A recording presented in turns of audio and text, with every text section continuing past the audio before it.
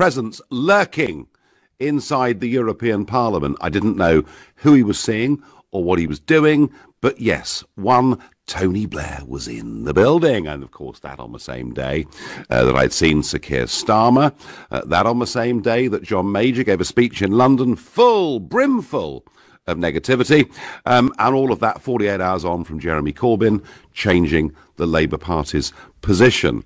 I very much get the feeling that the big bosses in Brussels are working in collusion with the Remainers in the United Kingdom. That's what I think. But Tony Blair struck today perhaps a slightly different tone. He was there making a speech this afternoon saying it is possible for Europe to reform. He's urging European leaders to reform the EU so that the British people can, yes, you've guessed it, change their minds. And he says, if we get a comprehensive reform of immigration policy in particular, then our genuine underlying grievances will be addressed and Brexit can be averted via, a second referendum, this time on the final deal with the European Union. And Blair, also said that he thought Brexit posed real threats to Northern Ireland and the peace process. Let's listen to our former Prime Minister, Tony Blair, speaking in Brussels today. Now, the one thing I am absolutely certain of politically, I'm certain of this. Any compromise that involves us abiding by European rules, but outside of Europe, is never going to attract the British people. And you will find, if it happens, you will find a large number of British people, and this is the whole point, then divide into two camps. There'll be those that say, that's not good enough, and we want a clean break. Yeah, okay, it's going to cause us damage, we'll just take the damage. But there's another group of people that will say, in that case, we might as well stay. And this is the problem. Because the European negotiators, they're trying to talk cars with the British government. Right? Now, the car can be this size or that size, it can have this attribute or that attribute, it can even be steering wheel on the left hand or the right hand. Every time the British negotiators turn up, they say, well, here, we'll offer you a donkey. And the Europeans say, no, we're talking cars here. And they say, okay. So then they go away, and then they come back a few weeks later, and they say, but I tell you what, we found a really pretty donkey. It's not going to work. Right? So this is why the reform in Europe, in the end, it only really works, in my view, for the British, if it's a reform for the whole of Europe with Britain staying. I think a reform in Europe that ends up with some sort of Britain half in, half out, I just don't think that's ever going to work. Well, isn't it wonderful that Tony Blair's back fully in our public life telling us what we should and should not do? There's one way in which I have to say that I do rather agree with him. He's basically arguing we have to be fully in or fully out. And do you know what? Bravo to that, as far as I'm concerned, because the idea that we are, Jacob Rees-Mogg called us a vassal state if we go into this period, once Article 50 has run out, and there we are in some transition period, effectively as a rule taker, but with no say whatsoever. That's logical. However, what makes me laugh is Tony Blair talking about reform in the European Union, because, folks, I've heard it all before. Yes, I was there, sitting in the parliamentary chamber in 2005, when Tony Blair and the United Kingdom took over the rotating presidency of the European Union. And at the start of his 6-month term, he turned up in Brussels and he gave a speech at which he said he would, as temporary president of the Union, he would bring reform to the European Union. He would bring great incentives to small business. He was going to change the whole thing. And I did publicly say that if Blair could achieve these things, it would be remarkable. Well, at the end of 6 months, he'd achieved diddly squat. In fact, all he'd got was he'd given a massive concession of the British rebate away in return for some vague promise that the French might at some point have a look at reforming the agricultural policy. And guess what?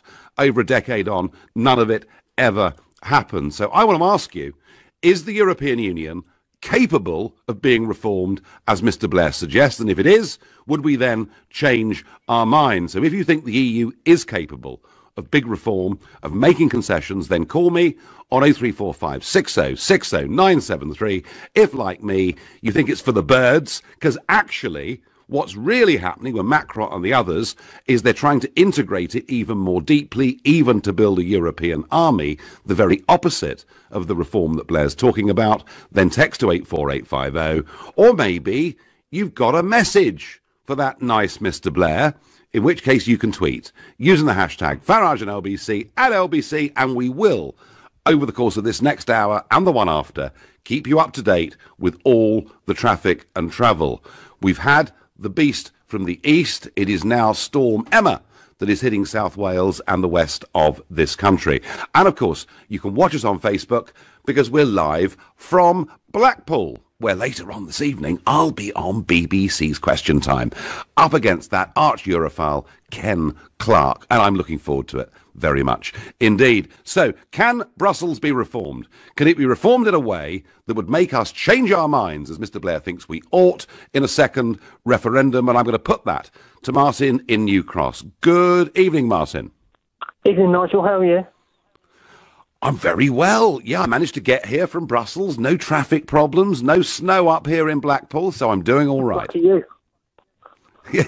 You want to be is it snow? Is it still? London at the moment? Is it still snowing in London? Is it? No, it's just ice and slush, and it's awful. Awful. Right, now, talking of awful, Mr. Blair thinks that Brexit's awful, but it can all be sorted out, just like the weather maybe, it can all be sorted out with reform. Is that reform possible, Martin, in your view? Absolutely not. The European Union, the whole purpose of the European Union is to create a great big superstate, a great big one-size-fits-all union, and you can't reform it. You even, when we was having our referendum, if that wasn't enough of a warning to the European Union that we were prepared to leave if they didn't reform, and they still didn't reform. So you're simply unreformable as an organisation. Yes, I mean, when David Cameron went, and said to them, look, guys, unless you give me something, you never know, these mad, awful, horrible voters that I have in my country could possibly vote Brexit, and they didn't give him a thing, did they?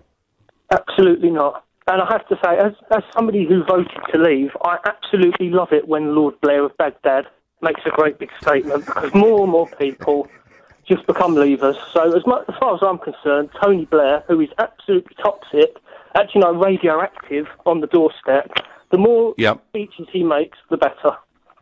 Right, OK, Martin, I'm with you. Let's have more of Blair. Let's have more of Johnny Major, and then leaving becomes a bit more certain. Thank you. I'm going to go to Steve in Islington. Steve, good evening.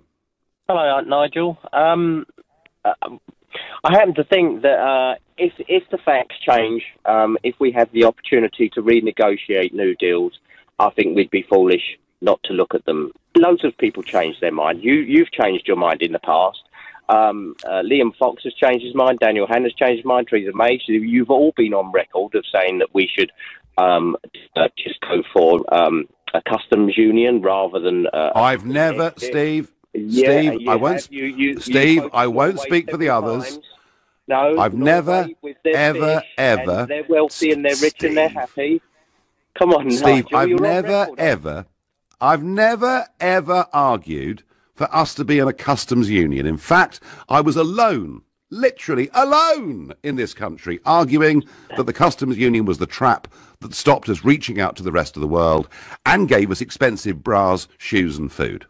So you never at any point mentioned that Norway would be a good example, that Norway are doing well, that they are rich, that they have their own fish, they are happy. I said that Norway has a much better situation than we've got, which they do, because they've got their fisheries, and they're able to make their own trade deals. But I did not want us to be Norway. I wanted us, Steve, to do better than that. Well, you still use them as an example, and the fact of the matter is, if it's about Britain as a whole, and rather than just a few egos for a minority few politicians, then I think we'd be foolish not to look at what's on offer.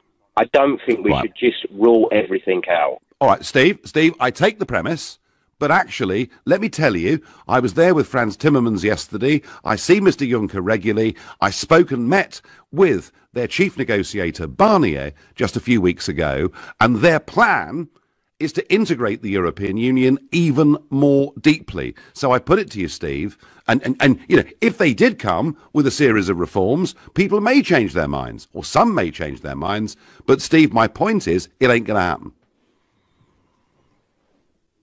integrated world now. This is what you are putting all when you're talking about leaving and doing trade with the world. You're talking about an integrated world. Of course, we're all becoming more integrated. Are they going to give us back powers, Steve? Well, when you talk about what powers have we not been able to have? Can you tell me what we laws can't we've catch not up? been able to We use? can't even catch our own fish. We can't negotiate our own trade deals. That's 1% of our GDP, and depending on. Oh, right. Stuff the fishermen then, yeah. Sorry. Stuff the fishermen then, yeah. Well, it's not stop the fishermen, but it's a very small portion of our GDP to compare to the rest of the economy. All right, fine. Steve, fine. I understand the point, but I don't believe any reform is going to happen. In a moment, we're going to speak to Nick Ferrari because he's live at the Global Awards. He's out enjoying himself this evening. But for now, you're listening to the Nigel Farage Show, exclusive in LBC, live from Blackpool. It's 6:17.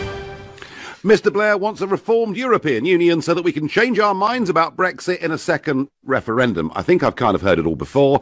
I don't think the EU is capable of reform, but maybe you do. But first, a brand new event tonight, a big evening. It is the Global Awards, bringing together all of Global's radio stations, and that includes Capital, Capital Extra, Heart, Classic FM, Smooth, Radio X Gold, and of course LBC, to celebrate the biggest stars of music, news and entertainment at London's Eventim Apollo in Hammersmith. And there, joining us live, is LBC's own Nick Ferrari. Good evening, Nick.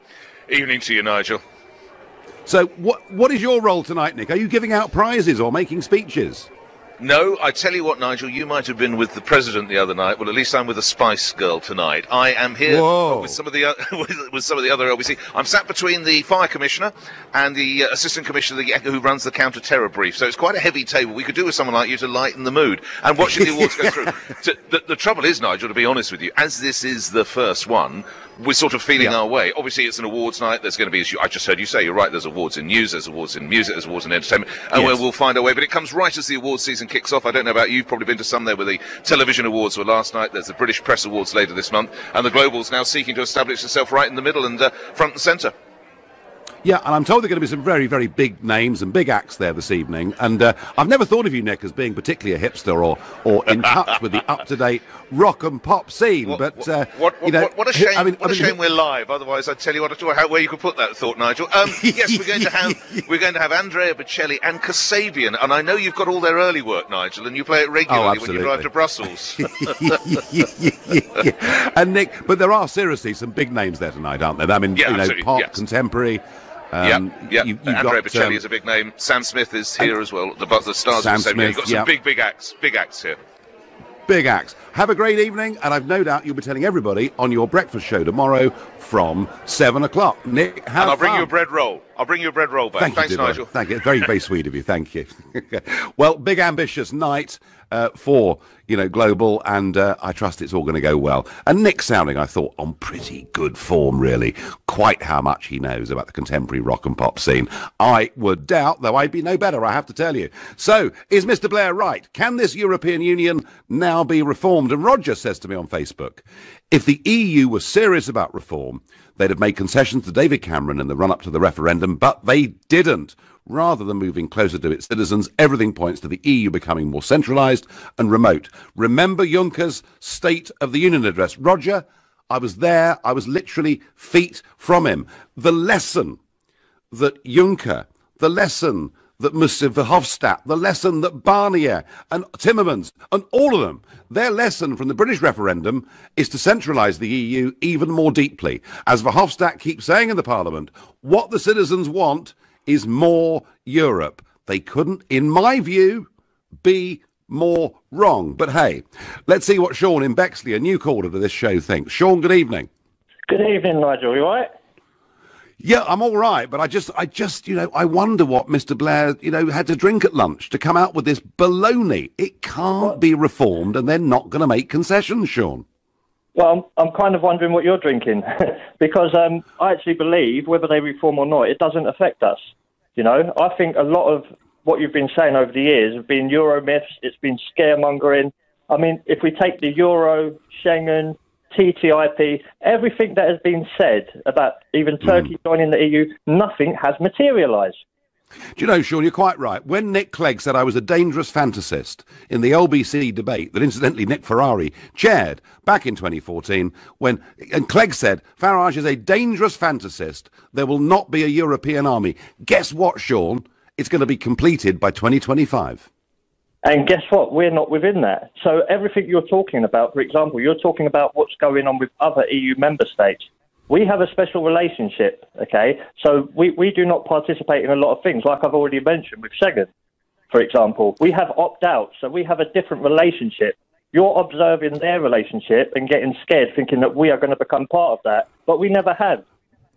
But still, as EU members, they've had primacy of law. It's impossible for us at elections to change any piece of European legislation. We're banned from making our own trade deals across the world. I mean, you know, there's a long list, Sean, of things we're still signed up to. Look, the point is, Blair says if they make reforms, we might change our minds. But you would change your mind in a second referendum, you would vote for us to go back in, would you? Well, absolutely. Well, I think it would be democratic for us to have a vote on the final deal regardless, with a Remain option there. But, I mean, you mentioned the law. I mean, when you were speaking to Femi last week, you mentioned about habeas corpus. And a Cambridge law professor has completely proved what you said wrong. So they don't. I tell you what, Sean, I don't know who he is, but I'll have a tenner with you that he's a Monet professor. I'll have a tenner with you that his department is funded by the European Commission, because I've seen this again and again and again. And Sean, I know people who in Spain and Greece have been chucked in prisons and left in there for a year without even having charges made against them. There is a fundamental difference between our common law and European law. Okay, there is a section within the European Convention of Human Rights that states that you are presumed innocent until proven guilty by a court of law. Is that incorrect? Yeah, and there's also sections within the Charter of Fundamental Rights, Article 52 from memory, that says that all of these rights can be removed if necessary. And that's the point about it. None of this European law gives the citizen the same degree of protections as we have with habeas corpus, trial by jury, and listen, Sean, we're going off piste here, I think, which perhaps is appropriate given the amount of snow we got in this country. Sean, you're not bothered about reform. Fine, I take your point of view. You're a supporter of the EU, but I just wonder: is Blair right? Would we be more likely in a second referendum to vote to go back in if we got some reforms? Okay, my answer to that is, if you are certain that we would not vote to go back in, then why not have the referendum? If you've got nothing to fear... well, sure, we could have one every Thursday. Thursday. It's not about having one every Thursday, but it's basically saying we had one nearly 2 years ago. Now, they made the Danes vote again. They made the Irish vote again, and the establishment don't accept it. Sean, we'll see what happens. Thank you. Going to go to Dave in Fulham, another new caller to the show. Dave, good evening. Hello, Nigel. How are you? I am well, Dave, but I'm sort of laughing, really, at Blair, because I heard him say all this back in 2005. We're going to reform it. We're going to change it. And that was when he was at the height of his political powers. He completely failed to do so. And just the idea it's going to happen now, frankly, I think it's moonshine, Dave. It is, because, I mean, they clearly are not interested in reform. They've had their chances. Blair's had his chance. John Major's had his chance. But I had the point I wanted to make, Nigel, is I think how it could have all been avoided in the first place is basically all of Eastern Europe, all the Eastern European countries were brought in a generation too early. They were still, developing their economies. They're just under the yoke of communism.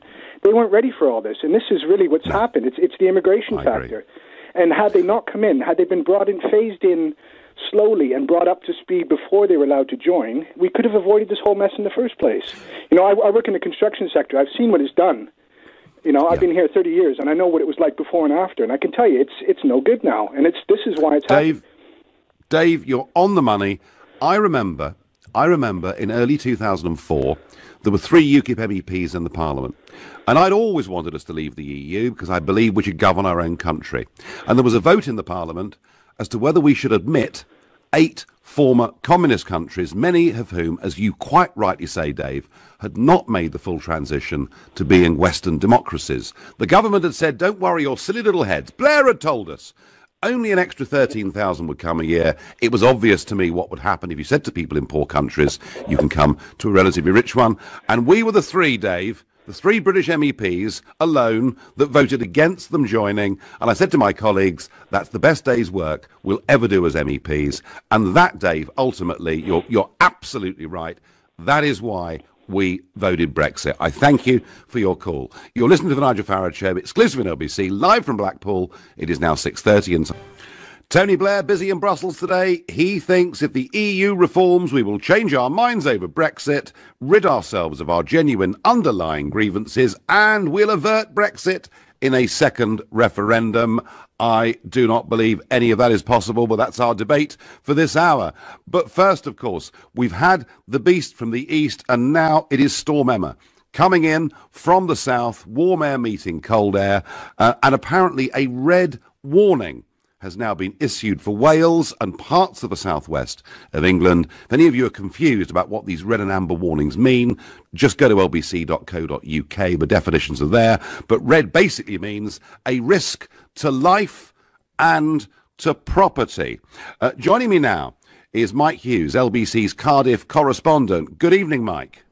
Hello, Nigel. Very good evening.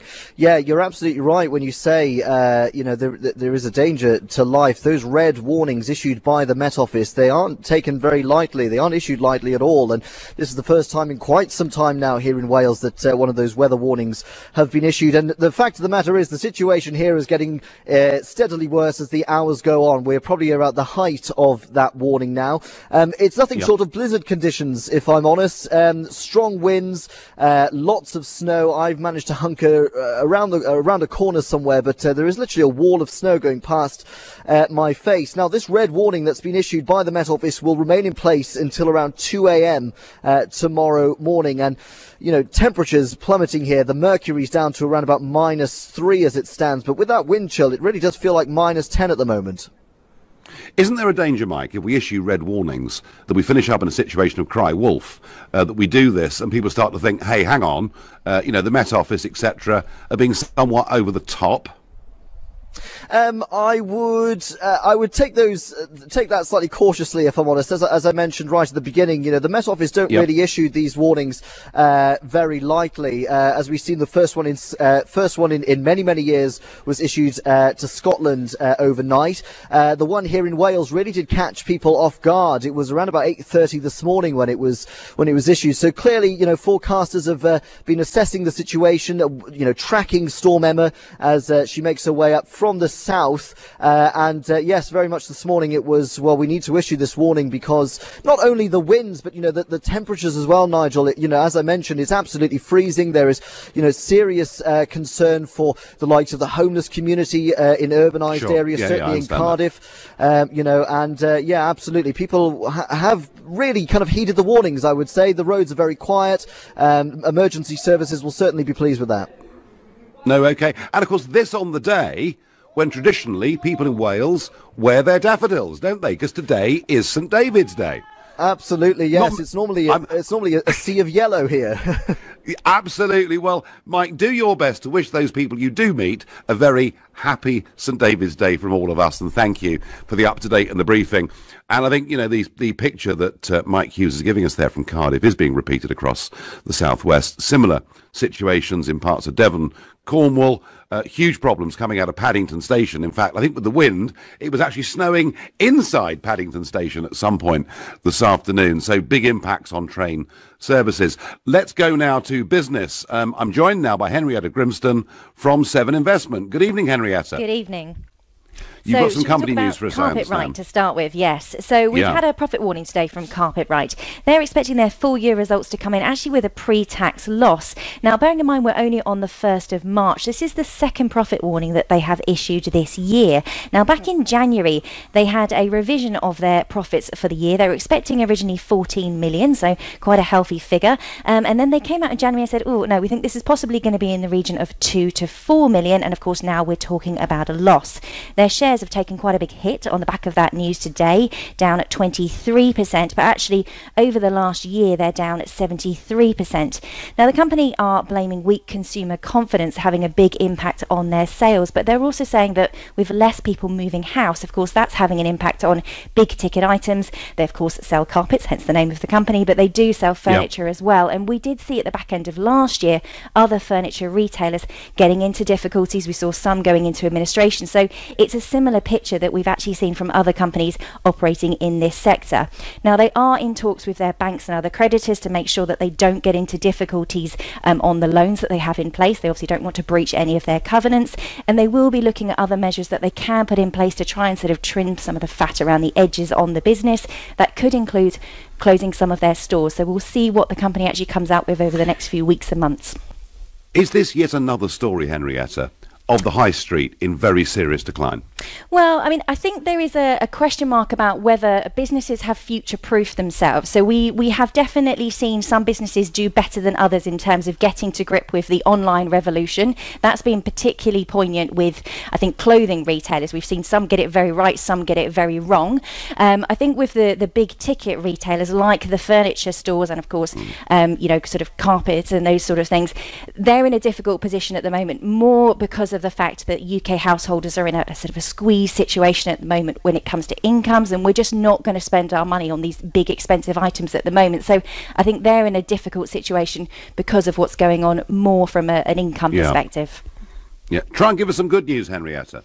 Well, let's go to the car insurance, or the insurance sector as a whole. So Hastings Insurance, they've had a very strong year, actually. So 39% increase in operating profits there to 184 million, 21% increase in net revenue, and also an improvement in their loss ratio. So that looks at the amount of money that they pay out compared on the amount they receive in premiums versus the claims. Now, of course, that probably does actually mean that we've paid more to them in terms of premiums. So I'm not sure if that was the good news that you're looking for. No. It's a similar picture that we've seen from Admiral and Direct Line, so a sort of a good news story across the insurance sector as a whole. Now, Hastings, of course, operate in a number of different insurance policy sectors, but car insurance has been particularly strong for them in the last year, and these results propel them actually to being the UK's now third largest car insurance provider. They do actually have a new CEO as of today, so you would think he would be starting from a very strong position, but actually all of these companies have said the next 12 months look to be quite challenging. Competition in the sector remains pretty high, and they're seeing a slowing in premium inflation. But actually I think that's pretty good news for all of us, because quite frankly I've seen my insurance premiums increase quite rapidly on my car insurance over the last few years, so if it's going to be a little bit cheaper for the next few years, I think that's a good thing. Be no bad thing. And finally, Henrietta, how did the markets close today? Well, the FTSE closed in the red, down 0.8% at 7176. The pound is actually a little bit weaker against the dollar at 137, and also a bit weaker against the euro at 112.5. Tremendous. Thank you very much indeed. That was Henrietta Grimston from Seven Investment. LBC Business Update with Sage Business Cloud, helping you manage everything from money to people. Well, we're going to go back to Exeter because we've got a correspondent there, Andy Ballantyne. And again, Andy, what's the position in Exeter this evening? Well, the snow continues to fall here, but tragically in the last hour it's been confirmed that a 7-year-old girl has been killed in Cornwall after a weather-related incident. This is our first for Storm Emma. Up to half a metre of snow is expected to fall. Blizzard conditions in parts of the southwest. Now, police were called to Loo after reports that a car had hit a house. The girl, believed to be a pedestrian, died at the scene. Her next of kin have been informed. The seaside town has seen heavy snowfall this afternoon, and our police force has warned drivers not to travel with a number of roads in the area closed or impassable.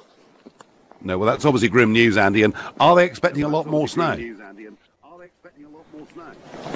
Yeah, we're expecting up to 30 to 50 centimetres of snow. A number of roads have been closed, especially in Devon. The M5, we're hearing, is shut in certain places as well. The biggest problem, though, is that we've got high tides, and not only high tides, but later we're expecting freezing rain. So not nice down here at all. No, not nice. Andy, thanks very much indeed for that report. Well, 30 to 50 centimetres of snow. In old money, that's well over a foot, isn't it? That's a lot of snow they're expecting in the southwest, and one tragic accident already. Well, I'm asking you this question about Tony Blair. Is he right? You know, is he right to think that the EU could be reformed and that maybe then we would change our minds? And funny enough, the Tony Blair Institute today for Global Change have conducted their own Facebook poll. They asked the question, which option do you want the government to choose? And 120,000 people have responded so far. And 70% have said, this is not scientific, but 70% have said they want to leave whatever the cost, while just 30% say they want to stay and rethink. And the poll is open for another 22 hours. The Tony Blair Institute for Global Change. If you want to take part in that poll, Google it. Go to their website. You're listening to the Nigel Farage Show, exclusively on LBC. I'm here in Blackpool, and it's now 6:45. Blair thinks the EU's reformable, and once it is, we'll have a second referendum and we'll all change our minds. Andy says on Twitter, instead of warning about the beast from the east, surely, Nigel, it should be beware the Blair or the danger of Major. Very good, Andy. Let's go to Mark in Southport, just down the road from where I am here in Blackpool. He's a new caller to the show. Good evening, Mark. Good evening, Nigel. I'd just like to say, Nigel, I've had to lie to your people to get on the show and speak to you. I fully support and I thank you for everything you're doing for us Brexiteers. But I actually, to get on the show tonight, I had to say that I supported Blair and maybe the EU can be reformed, which I totally disbelieve it can be. It's a bit naughty, Mark. It's a bit naughty because, I mean, LBC is about straight talking. It is a bit naughty, but you've got through the net. What I'm trying to say is, how come people who are supporting you can't get through to say thank you, Nigel, for everything you're doing? Oh, no. Mark, you're very sweet. Thank you. And do you know something? Plenty of callers get through. And say that to me. But equally, the whole point, Mark, about LBC as a talk station is to allow all views to be expressed. And, you know, when it's my show, my job is to moderate. And I tell you something, Mark, I'm not shy in giving my opinion. You know, we had a caller on earlier on in the hour who said, don't worry about the fishermen. They're only 1% of our GDP. I said, well, what's that a message to say stuff the fishermen? So I'm not frightened of saying what I think. Mark, how positive or negative do you feel right now about Brexit happening? Do you know what, Nigel? Towards last weekend, the weekend just gone, I was thinking that they're going to overturn the vote. They're trying the best. They're throwing everything at us they can.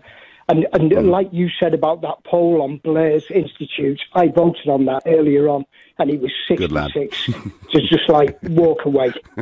But keep the faith, Mark. Keep the faith. Hammering away, and they're going to win, aren't they?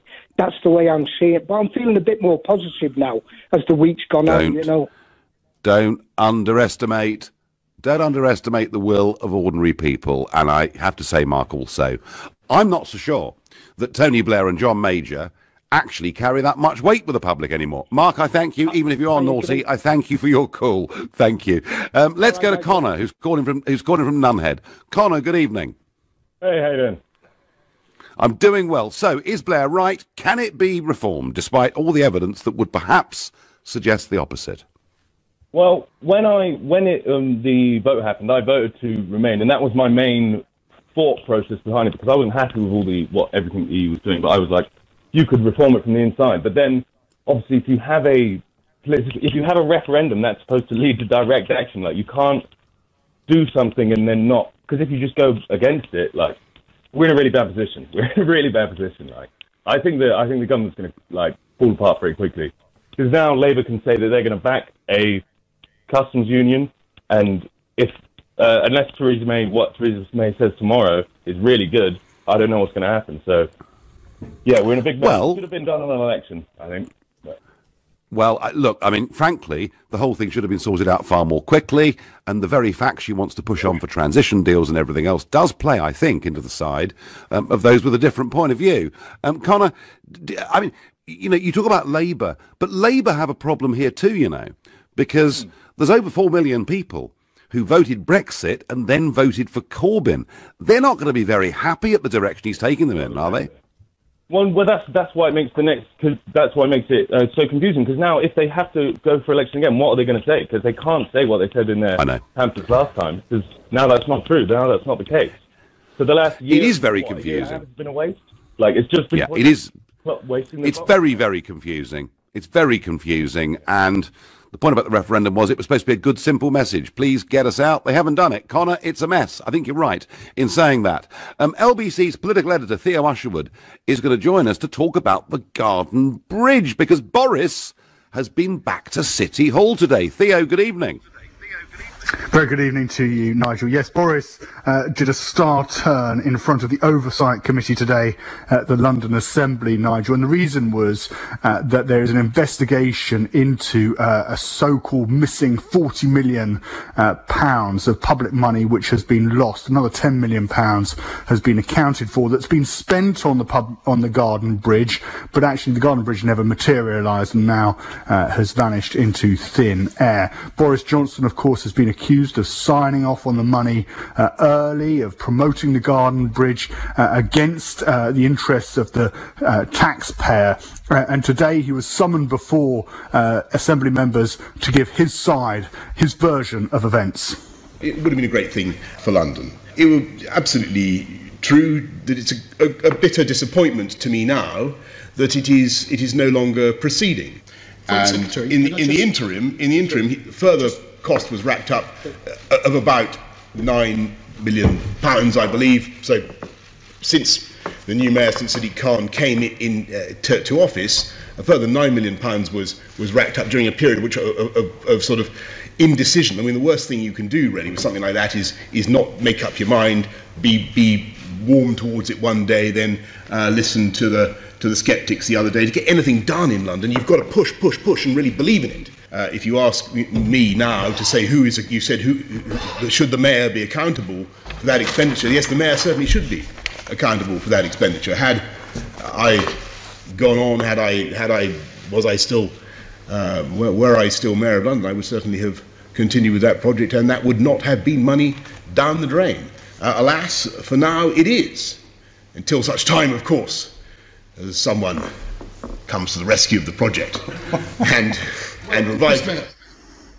That's Boris Johnson Nigel, laying the blame firmly at the door of Sadiq Khan, because of course Sadiq Khan asked Dame Margaret Hodge to hold a review into the management of the project and asked her to decide whether she thought the Garden Bridge should continue. She decided no, and then Sadiq Khan decided not to provide the guarantee that was necessary for the Garden Bridge to continue, and so the whole project had to be wound up last summer. And therefore it's all over. Theo, I thought Brexit was a mess until I heard about the Garden Bridge. I cheered up considerably. Thank you very much indeed. That's quite all right. That was Theo Usherwood, LBC's political editor. I'm going to try and squeeze a couple more calls in on Tony Blair. Dominic is a brand new caller from Colchester. Good evening, Dominic. Yeah, I'm going to hopefully give you an argument that will persuade you that a second referendum is a good idea. So we've already had a referendum about whether to leave or not, so I don't think we should rehash that. But at the end of all of this, the EU is going to have come up with some terms and conditions for us to leave on, and I think there should be a referendum of whether to accept those terms and conditions or whether to leave on World Trade Organization terms. I'd love that. Well, I tell you what, if we have to have a second referendum, that's the right one, yes. And game theory says that if we do that will strengthen our negotiations hand. So I just think it's sensible. I just think it would give us a much stronger negotiation and we'll get a much better deal. So that's what I think the second referendum should be for. If we have to have a second referendum, and if Parliament accepted it on those terms, it would be great. Thank you. I'm going to go to Walter in Blackpool. Walter, you've got 30 seconds. We're at the end of the show. Welcome. Welcome, Nigel. Yeah. All I wanted to say was that the EU has shown itself to be flexible in the past with exemptions such as Schengen, from the euro, etc. But as part of this variable geometry, what about the kind of customs union arrangement that Turkey has with the European Union? After all, it excludes agriculture, services, and public procurement. Yeah, there are lots and lots of different options, Walter, but Turkey can't negotiate her own trade deals without doing it with the European Union. Walter, gotta go. I'm here in Blackpool, but in the next hour, we're going to talk about the fact that for months now, the European Union has been demanding that Theresa May spells out exactly the kind of relationship Britain wants with the bloc. Tomorrow, she will finally, I hope, deliver a speech following on from Lancaster House and Florence. She's going to tell us the government's approach to these negotiations. Please tell me, what do you want to hear from Mrs. May? And if you want to hear her getting tough, call me on 0345 6060 973. Maybe you think we'll get the same old stuff we've heard before, in which case text to 84850, and you can tweet using the hashtag Farage and LBC at LBC, anything you like as long as it's clean, and you can continue to watch us on Facebook Live here from Blackpool. From Global, leading Britain's conversation, the Nigel Farage Show. Mr. Nigel Farage. Thank you, Donald. Well, yesterday, of course, it was Monsieur Barnier speaking in Brussels, saying that Northern Ireland would have to stay part of the customs union, that the European Court of Justice would have to continue to have say over that province, and not just for the transition period, but actually in perpetuity, also saying that any EU migrants that come during the transition period would have full and permanent rights. And Mrs. May, responding yesterday, I mean, quite a tough way, really, talking about the constitutional integrity of the United Kingdom and saying that no British Prime Minister could sign up to these demands. Well, today, Donald Tusk, the former Polish Prime Minister, and now, of course, the man who is the European Council President, he's been in Downing Street today, and he's described himself as not happy with the meeting and Mrs. May's red lines. And this is interesting because we've had two very big speeches from Mrs. May.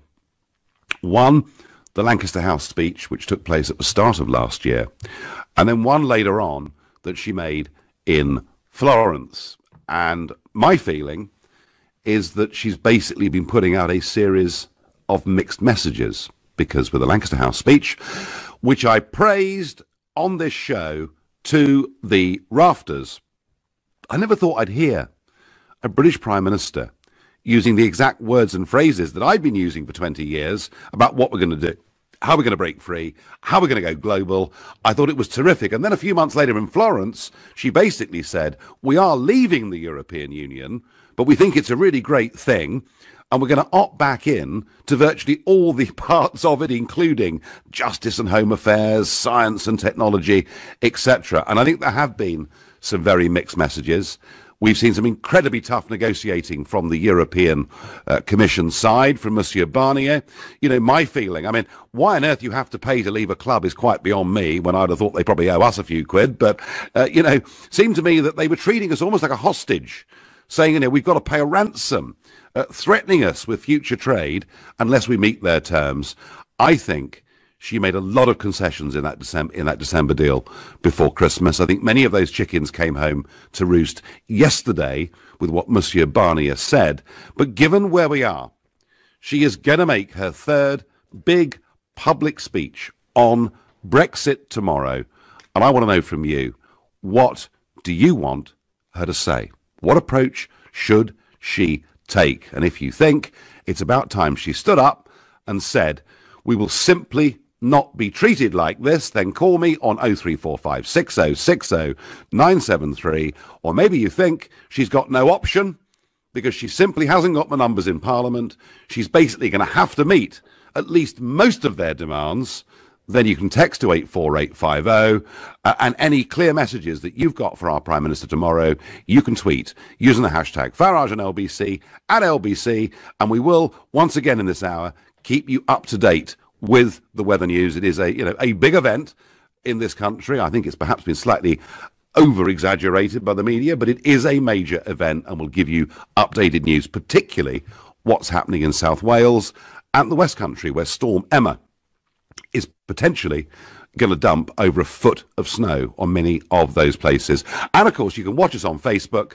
I'm live here from Blackpool, where I'll be doing Question Time later against Ken Clarke. And we couldn't have two more diametrically opposed opinions. But have to say, as a person, I've always really rather liked him. because he's stuck to his guns. He's consistent. And I have to say, I rather prefer politicians like that than those that blow around in the breeze.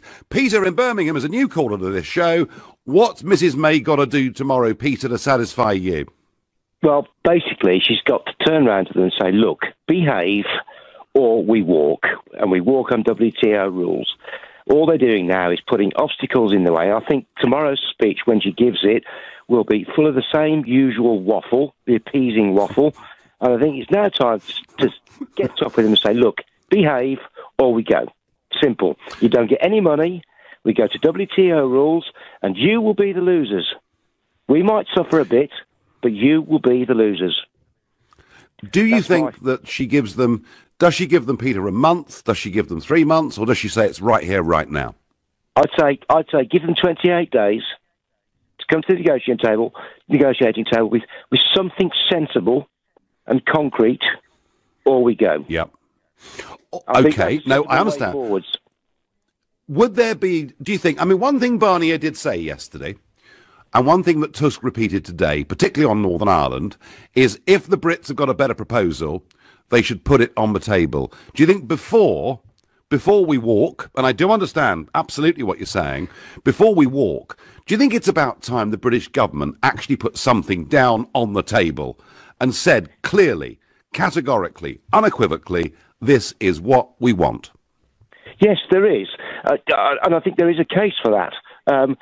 They could declare that the island of Ireland as sort of like, you know, that these things exist in Europe and all over the world where they're called free ports, where where the customs arrangements are either don't exist or whilst goods are in transit, they're not subject to any tariffs or anything like that. They could sort out an arrangement like that, and also have electronic customs declaration. I mean, me and my wife deliver parcels for a courier company, and we get parcels from all over the world.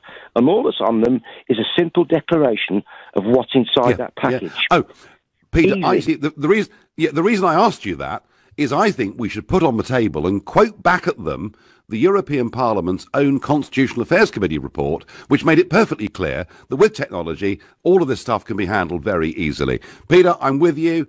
I think there comes a point where we have to walk, but I do think putting a firm counter down to what Barnier did yesterday is the right approach. I thank you.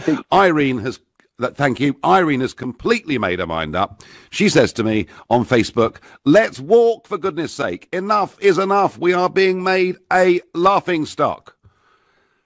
Actually, Irene, I was met with incomprehension in America last week, and I met some quite senior people out there last week who simply can't understand why we're allowing ourselves to be bossed around by unelected bureaucrats. I mean, just think of it. The British Prime Minister left Downing Street at 4 o'clock in the morning to go and see Monsieur Barnier, who's not been voted for and can't be removed. It is, I suggest, folks, all a little humiliating.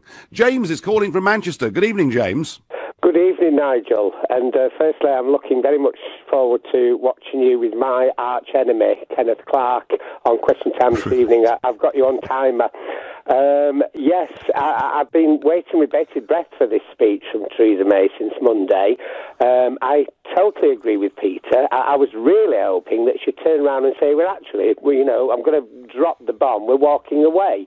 But what I would like to hear from her tomorrow is that, a bit like what Peter said, you've got one of two options. You either accept what we're asking for, and I'll tell you why in a second, and you forget the Northern Ireland issue. I don't mean that in any disrespectful way, but what I mean is to either accept what we're asking, where we've been very reasonable, or we do go out on WTO rules. What I'm finding, Nigel, with this negotiation, I always thought that negotiations were two ways, and all I'm seeing from Theresa May is a lot of giving, but not an awful lot of getting back.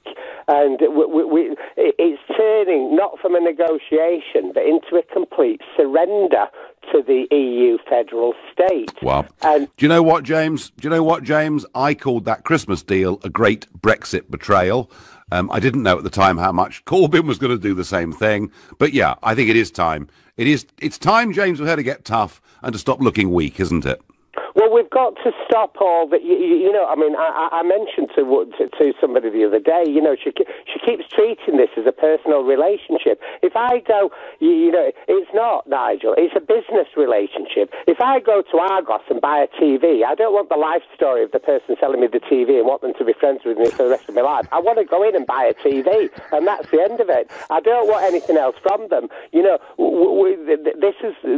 she really needs to get an awful lot tougher, and I was absolutely disgusted with John Major's speech, who, for your listeners, probably aren't aware, that lecturing, he called the Brexiteers ultra-Brexiteers, which to me was a definition to the Russian football hooligans. Well, I tell you what, James, it's a nicer word than he used against the Maastricht rebels back in the 1990s. He used the B word about them. James in Manchester, I do not think you are alone with your view. There are a lot of Brexiteers very frustrated by this Prime Minister. I'm going to go to David in Norwich. David, are you frustrated by Theresa May, or is she doing a fantastic job?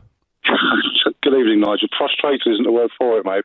I personally think, and I know this is a fact, the bulk of the British people are so angry now. We are being put it politely, we're being shafted by the political system. We voted out, and the British people want out, but we're being treated as though we're complete and utter idiots. You know, the political elite are happy. You know, they think they've got rid of UKIP, for instance. Oh, well, because we want to do what we want to do, and, you know, we'll get rid of them. But, you know, people are now beginning to stand up en masse against this, Nigel, and you know that, and it's a fact. We're not going to suffer it. Yeah, I mean, I get the impression, David, that the Brexiteers want something to happen. I also get the impression there's a significant percentage of people who voted Remain who say, we've made a decision, for goodness sake, just get on with it. And the one thing Mrs May is not doing, she is not just getting on with it. She is, I think, being pushed around, David, by big businesses who've urged this transition period upon her in the hope, I think, that they think it can become permanent. I think you're absolutely right, and I just think the bulk of the British people, Nigel, aren't going to suffer that. You know, for once in their life, they're going to stand up and say, no, we voted to leave, we believe what we want, and we want it. Don't do that to us. You may be right, David. I thank you. You're listening to the Nigel Farage Show exclusively on RBC, live from Blackpool. The time is now 7:15. It's a big day for Mrs May. She's given out some very mixed messages over the course of the last year. She's looked to many of us on the Brexit side to be weak and giving too many concessions. And I think to almost all of us, why are we taking so long? Doesn't she actually believe in what she's doing? I don't know. Jack is going to answer that question for me. He's calling from Whitechapel in East London. He's a brand new caller to the show. Jack, good evening. Good evening, Nigel. Well, I'm not so much a Conservative. I'm a Thatcherite, and we need a leader with that kind of determination not to be bullied. And it's really frustrating from the outside looking in. Now, whether you voted for Remain or whether you voted to leave, I think we're all in this now together, and we need the country to get the best deal it can. And I think we're being bullied, and I don't like it. And I think most British people who Jack, you sort of mentioned the word bullied. I think do you feel we're being sort of humiliated a bit on the world stage? Yeah, I think we are. I think we're trying to, and I think we want to probably maybe take it in a different direction. Say, look, hold on a minute. We are now going to move away. We are now going to go on world trade rules, but and I think then what we should say, right, we're going to start our own common market, and if anyone else wants to leave the EU, come and join us. Maybe have some British rules for trading around the world, and you can come and join us and get away from that as well. Because we're not the only people that want away from this, I think. No. I think there are lots of other countries. In some ways, Jack, I think, you know, that'll take time. But what I do know is there are countries all over the world queuing up, wanting to sign deals with the United Kingdom. You're saying about it taking time. I get that. But what I'm getting at is, we can both play dirty.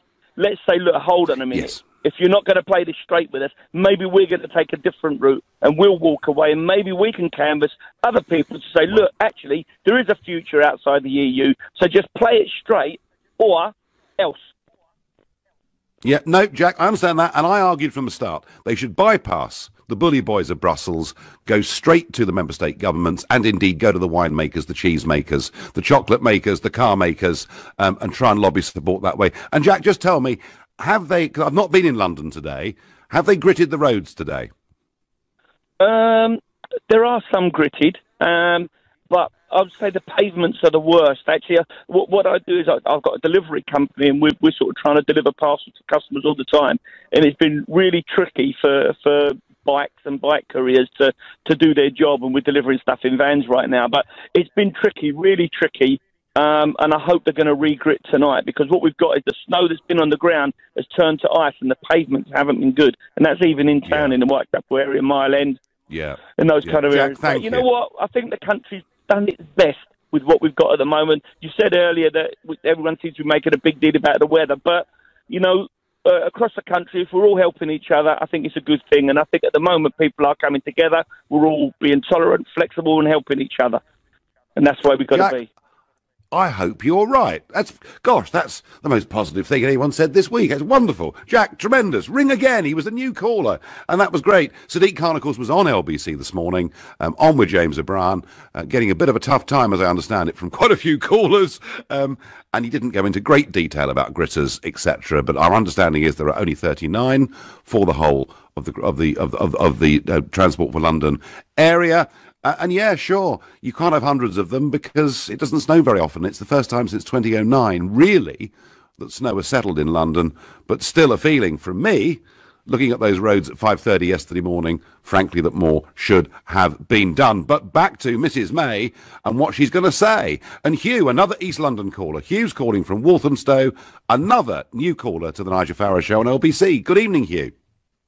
Good evening to you, Nigel. I believe that you probably disagree with me at first when I make my point, but hear me out anyway. I will. We're not going to get it. We're not going to get a good deal, because if we do, then Italy's going to leave, and then who else? Other countries will want to leave if they give us a perfect deal. I believe that we can get a good deal, an excellent deal. We get our four freedoms, and we have complete full access to the free market, etc., sharing information, all of the things. But it is only one way. We need to make an offer that can't be refused, as Donald Trump might suggest. I think we should pay. Theresa May should go with a batch of post-dated checks, and I hope you're sitting down here, all right, £120 billion. You payment, all right. I know you're going to disagree with this. Not at all. No, look. I said I'd hear you out. I'm hearing you out, Hugh. I'm finding it difficult, but I'm hearing you out. Okay. If we stay in the EU, is it 10 billion a year we're paying in? Net, yeah. Net, yeah. So that is, like, my idea is 12 years of payment, all up front. It would prevent any other country leaving, because they would also have to pay in a huge sum of money. We're one of the richest nations in the EU. And if we do that, we'll get all of our freedoms, everything we want, a great deal, which we're not going to get in any other way whatsoever.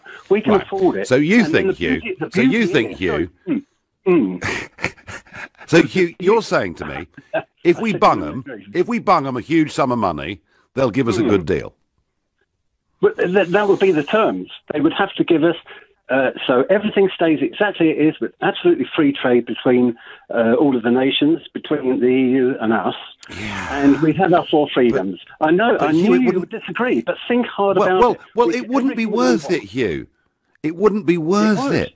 It would, because it would bring more investment for overseas when it's all settled, okay? If we leave, there will be certain disadvantages to us.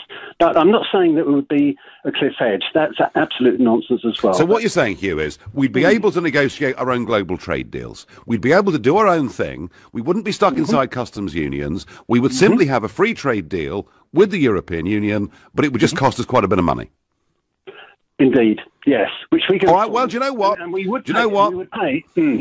You disagree with me? Absolutely, I'm sure. But I understand the point you're making. I don't think it would be worth it. But do you know what? This Prime Minister is getting to the point where she's being cornered. this Prime Minister is now in a very, very difficult position.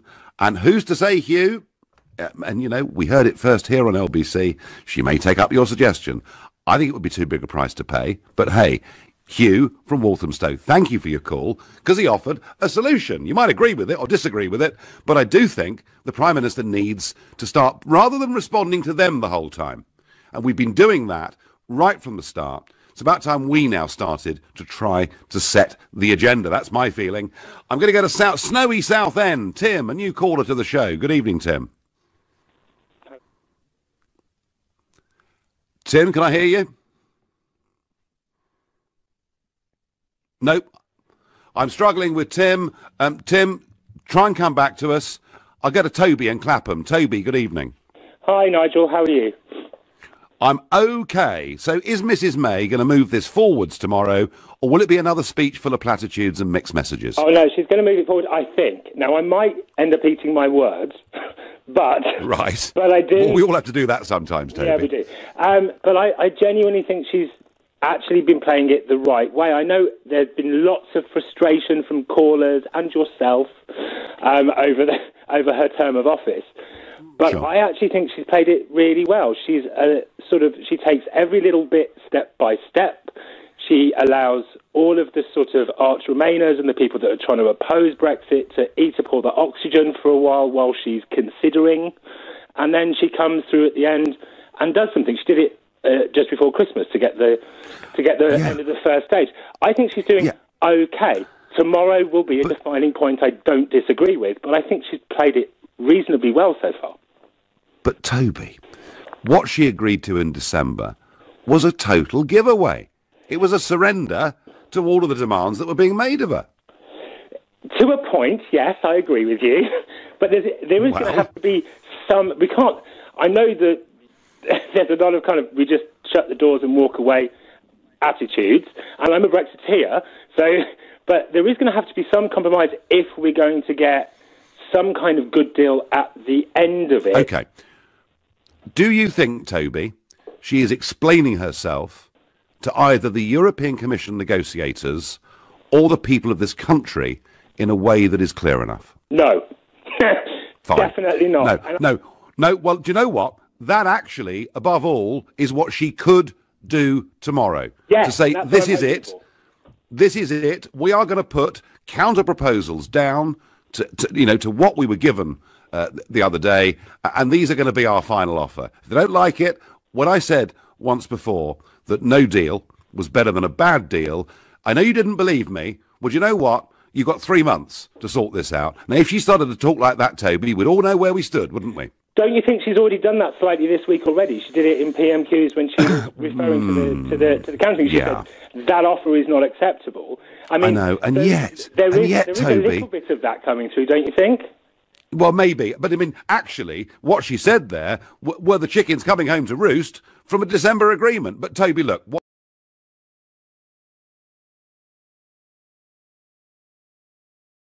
she'll come out tomorrow and absolutely surprise all of us. And Toby, thank you for your call. You're listening to the Nigel Farage Show, exclusive in LBC, live from Blackpool. It is now 7:30. Theresa May's big speech tomorrow. We've heard it all before, Lancaster House, and then we heard a different message, of course, when she was in Florence at Christmas. I called her Theresa the Appeaser for giving in to too many demands, but she's got a chance tomorrow to dispel all of this, to be tough, to stand up for Britain, and to put a deal down on the table that the others would agree to, and if they don't, she'll say we're going to walk away. At least that's what I would like to think is going to happen. I don't know whether it will. But the weather continues to dominate conversations in this country. And joining me now is legendary weatherman John Ketley. Good evening, John. Yeah, good evening, Nigel. And I'm not changing my story. Mine's in stone. Well, this story's been set in stone all week, so I'm not going to change now. I mean, isn't it funny? This warning about the beast from the east. I mean, how much warning were we given? About 10 days, John, was it, or more? Well, it probably was a little bit less than that, but it was well set, and it's not something you would have allowed, of course. You would never have allowed something to come in from Eastern Europe, would you, like this? But well, I mean, I'd have been cautious about it. Yeah, I'd have wanted to vet it, clearly. Yeah. But I mean, but we now have this other pressure system coming up from the south, which is Storm Emma. So tell us what's going to happen in the next 48 hours, John. Well, the thing is that this cold air is so deep-seated now across the UK, and there's been so much evidence, Nigel, over the last 72 hours of exactly how bad it can be, because the evidence is on the floor to see it. It's meeting this milder air coming in from Bay of Biscay. It's off Portugal a couple of days ago, and it's now off northwest France. So there's evidence there to suggest that the mild air meeting the very, very cold air is going to produce lots and lots of heavy snow. There's no argument about that. The red warning, I think, is perfectly justified. We've seen these situations in the past, but they weren't called red warnings if you go back pre-2010. They've just changed the scenario of things, really, over the recent years. But the evidence is there. The dynamics are right. There will be heavy snowfall, and of course it's being driven on by these strong winds as well. A bitter wind which will cause huge drifts up against the walls, against Dartmoor and Bodmin and Exmoor, all these sort of places, up into the Brecon Beacon. So I think it's absolutely solid that this story is true to occur overnight tonight, and there'll still be further sleet and snow affecting other parts of the country as it moves northwards tomorrow, but it's a weaker affair. At the same time, though, eventually we are going to see less cold air coming in behind it during the weekend, so we'll all see an improvement as we go through Saturday and Sunday. So for those that want to go out tobogganing or skiing or whatever it is, Saturday's the last day, realistically, is it? Well, the further north you are, the longer it's going to last, and it'll be well into Monday, I would think, before we lose most of the snow showers over eastern Scotland. But having said all that, the cold weather is never going to be too far away. It could well reappear later on next week, but nothing as severe as it is just at the moment. The temperatures last couple of days haven't risen above freezing in most of the country. Now, the older folk talk about the winter of 1947 and, of course, the winter of 1963. Yeah. How does this rate? I mean, this is fairly minor, isn't it, in historical terms? Yeah, well, this is minor in the sense that it's just lasting a week and a bit, and then it moves away again. It's hugely modified by the beginning of next week. So 63, I lived through 63, couldn't play football in a playground for 10 weeks. That was a nightmare for me, Nigel, I can tell you. But more recently, and people will remember much more recently, in 2010, we had heavy snowfall through much of December. It really was very severe. There was a foot of snow in many parts of the country, and there was that famous satellite picture showing white fields across the whole of Britain on the satellite picture. Everybody got snow in December 2010. So this is a bit of a blip. It's a very severe blip, but it isn't going to last too long. No. John Ketley, thank you very much indeed. John Ketley there explaining that whilst there, I mean, it could be huge amounts of snow in the West Country and Wales in historical terms, it isn't that big because it isn't going to last that long. At least let's hope that's the case. Just want to let you know, tonight it's the Global Awards celebrating stars of music, news and entertainment. And LBC is going to be covering all of that because LBC is part of the Global Radio Group. Star-studded ceremonies. It's all available at lbc.co.uk and you can watch it live or later on today anytime you like. Now, I was having a try earlier to speak to snowy Southend and Tim, a new caller who lives there, and we were having a few problems. Tim, is the line working now? Hello, Nigel. Can you hear me? I can. Good, the gremlins are through. Just to say, delighted to talk to you. Think you've done a fantastic job to get us to this point.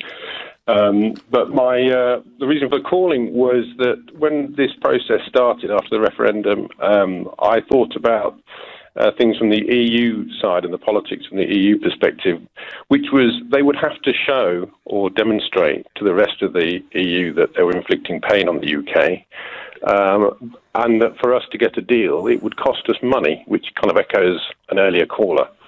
And I didn't mind either of those. And for those kind of Remain voters that firmly believe in federalism, I've got no big deal with that. I think if that's what they believe, that's fine. But in order to get a deal, if we were going to negotiate and try and get a good deal for Britain, we would have to show, our leaders would have to show to the EU that we genuinely believe that we would go alone if we had to with WTA rules for trade, for instance. So yes, because that's the negotiation, Tim, isn't it? That unless there's in any negotiation, unless there's the threat that the other side might walk away, then there's not much incentive for the others, is there? That's right, and I always felt that given the history of the EU and the negotiation with Greece and the finance minister from Greece, he wrote a book about that and issued the warnings to us about what process we were going to be subjected to, which he's been proved to be absolutely accurate with. It was going to require courage from our leaders and true leadership, and that requires courage. And I was willing to give Theresa May and the government sort of some leeway, given the politics involved. But when the December deal was done, I struggled to see what we'd achieved from that first year or whatever of negotiations, and then kind of thought, well, I'm worried now that we're beginning to betray democracy in this country. And as a consequence, yes. Much to my daughter's hilarity, I wrote a very stiff letter to the chairman of the Conservative Party, Theresa May, Jacob Rees-Mogg and Boris Johnson, Michael Gove, and copied your assistant in as a protest to the Conservative Party that I felt they were actually in danger of betraying democracy in the UK, which would be the first time, I think, that I'd seen such a thing happen, because people were subjected in the referendum to a lot of fear. And for people on low incomes with families to be told that if you voted leave, you'd put your job at risk, I thought was pretty rough. And for those people to then go and vote leave, I thought showed tremendous courage. And that's what this government needs to show. And it needs to show it right now. Do you reckon she'll do it, Tim? I doubt. I struggle to see that she has the courage. I think she's very nice, but I think she is committed to herself to getting a deal at any price, because I think she feels, A, that might get through Parliament, and B, it will save her career as Prime Minister of this country. Yeah. And I think she'll sell us down She's constantly scared, Tim, of the parliamentary numbers, and I understand why. But you know what? If she did some of those things tomorrow that you want to see and that millions want to see, my guess is she'd take the country with her. Tim, I thank you very much indeed for your call. Jeanette says on Facebook, been waiting for May to put her plan on the table, but she's too devious, worries me. Peter said, good caller, Jack, but Labour and Conservatives are needed to gang up on the EU. Well, Labour are going in the opposite direction. They're not going to help the Tories and gang up on the EU. It isn't going to happen. And another Peter suggests, Nigel, her hands are tied. She's got too many turncoats in her party. Peter, that is, and I just repeat this point, that while she's got huge problems with a split cabinet, Remainers to the left of her, Remainers to the right of her, and difficulty on the backbenches, including, of course, Kenneth Clarke, who I'm going to be with on Question Time later on this evening. It may be difficult in Parliament, but it's a funny thing. If a leader does something decisive and carries the country with them, suddenly a lot of MPs who were going to rebel suddenly think, oh, perhaps I better not do that. Ian is calling from Morecambe. He's a new caller to the show. Ian, good evening. Oh, good evening to you.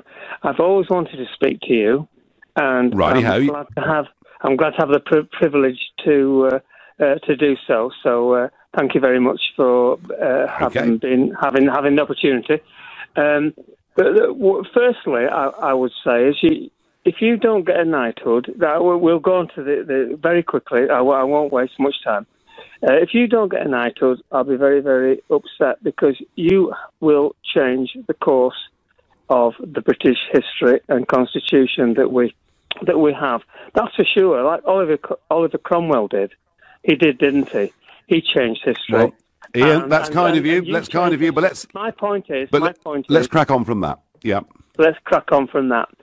Let's give our Prime Minister just a little bit of space. I'm right on your side. I'm right understanding where you're coming from.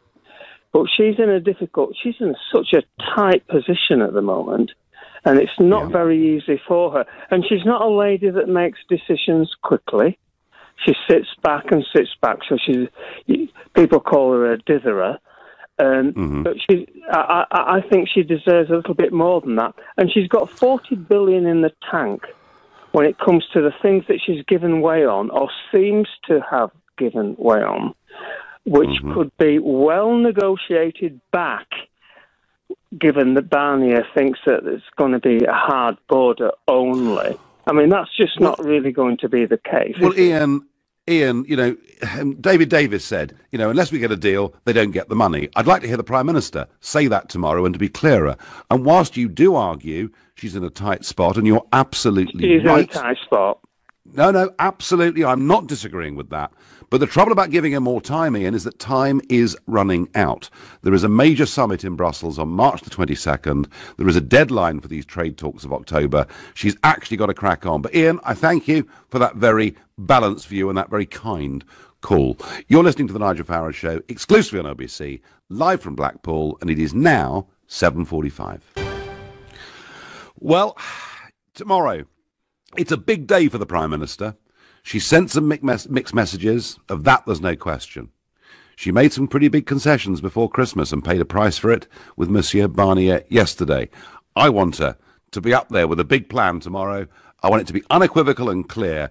They have to understand that she's prepared to walk away from all of this if we don't get something a bit more reasonable than Monsieur Barnier put on the table tomorrow. By text I get, if she dithers tomorrow and there's no clear message, then she is finished.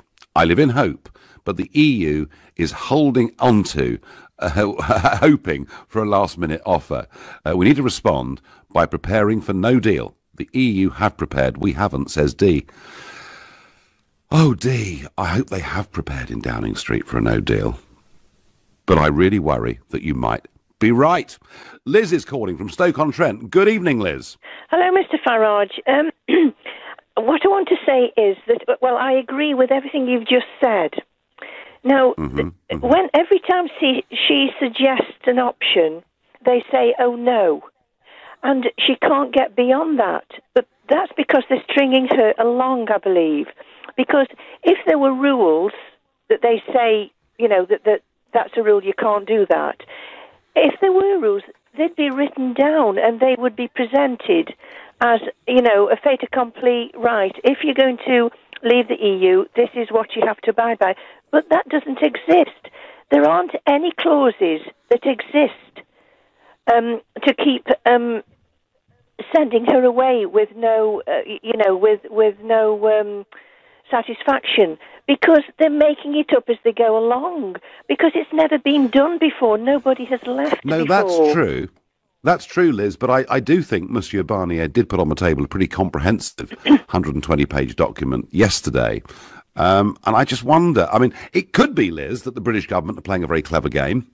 It could be. You bet your life they are. They've got a lot to lose, because if she wins, if she gets what she wants, that's an open gate for everybody else. She needs to hold fast and bite the bullet and really call their bluff, because they won't know what's hit them. Because she's been intimidated. Liz, she's been presented with a no all the time. Liz, I think that message that she needs to call their bluff is the clearest message I've had from any caller this evening. I thank you. Liz from Stoke-on-Trent, call their bluff. You know, unless we get X, Y, and Z, we're off. We're out of here. It's WTO, and it's you people, and it's the jobs in Europe that'll be lost. It'll be far worse for you than it will be for us. Nigel, Theresa should copy John Wayne in True Grit and throw a load of salt on the EU cowboys. Pity Sadiq Khan didn't think about that for London's roads yesterday morning. Let's go to Frederick in Golders Green. Good evening, Frederick. Good evening, Nigel. How are you doing? I'm doing all right. I'm, like all of us, waiting to see which Theresa May we get tomorrow, because I'm just not sure where we are with all of this. She did look a bit tougher yesterday in the House of Commons, so maybe that's the clue for how she's going to be tomorrow. No, see, my view is very simple. There's only one thing Theresa May can do tomorrow, and that is to say to the EU that we are going to go out on WTO rules. That is the only option available to the UK. For them to give us a good deal will be for them to commit the European Union to destroy, which they wouldn't. Therefore, that is what she has to put forward. It most likely would bring down her government. But then, I say to the working class voters in the north, vote in a conservative government based on the New Deal, and you will get hard Brexit. I said to the 17.5 million voters, vote in a conservative government that has promised you complete WTO rules out of the European Union, out of the common market, out of the Court of Justice, complete sovereignty and control, and you will get that. To the Labour voters or the Remain voters like me, we have a choice. Common custom union with Labour. That is the choice in this situation. There is no middle ground. There is no good deal to be had. No.